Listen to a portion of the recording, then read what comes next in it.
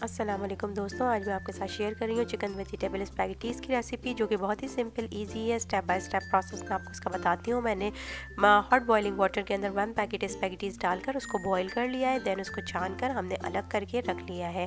उसके बाद मैंने एक पैन के अंदर ऑयल डाला है। यहाँ पर तकरीबन मैं 2 टीस्पून के करीब ऑयल ऐड कर रही हूँ और उसके साथ मैंने 1 टीस्पून के करीब बटर ऐड किया है। सॉल्टेड बटर मैं ऐड कर रही हूँ और इससे बहुत अच्छा जो है वो फ्लेवर स्पैगेटीज़ के अंदर आता है। और जैसे ही हमारा बटर जो है वो मेल्ट होना शुरू हो जाए, मैं इसके अंदर ग्रेटेड गार्लिक जो है वो तकरीबन 1 टीस्पून के करीब इसमें ऐड कर दूंगी।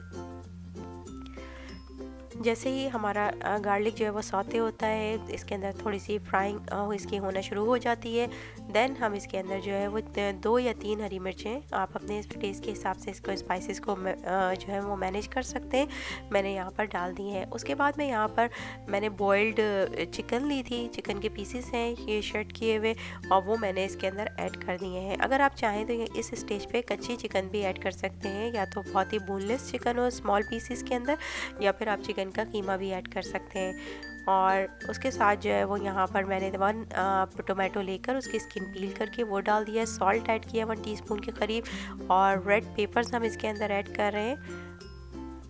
और उसके बाद सिंपल हमने इसको जो है वो पका लेना है जब तक कि हमारा जो टमाटर हैं वो सारे सॉफ्ट हो जाएं और एक ब्लेंड से हो जाएं। और उसके साथ में तकरीबन 1 टीस्पून और टेबल स्पून के करीब मैंने जो है वो चिकन स्टॉक इसमें ऐड किया है। चिकन स्टॉक बहुत अच्छा फ्लेवर ऐड करता है, अगर आप चाहें ये ऑप्शनल है, पानी भी ऐड कर सकते हैं।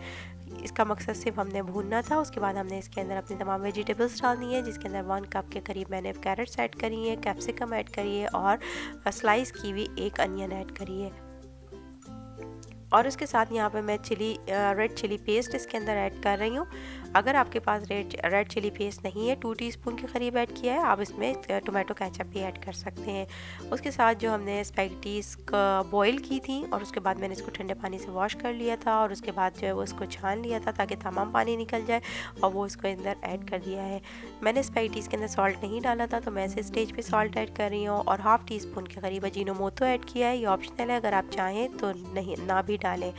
ब्लैक पेपर मैंने तकरीबन इसके अंदर अकॉर्डिंग टू टेस्ट ऐड किया है, और उसके साथ साथ जो है वो डार्क सोया सॉस मैं यहाँ पे 2 टीस्पून के करीब ऐड कर रही हूँ।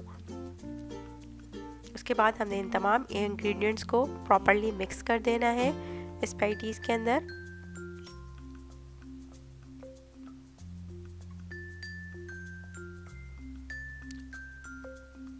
और उसके बाद हमने इसको तकरीबन 5 मिनट्स के लिए कवर करके पकाना है।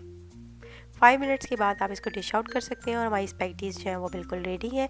बहुत ही मज़ेदार स्पैगेटीज़ बनी है, आप इंजॉय करें। और इसका अगर इसके साथ चाहें तो आप फर्दर फ्राइज़ वगैरह भी जो है वो एज एड ऑन ऐड कर सकते हैं। Thank you so much for watching. If you like my recipe then please hit the like button and subscribe to my channel. Have a very good day. अल्लाह हाफिज़।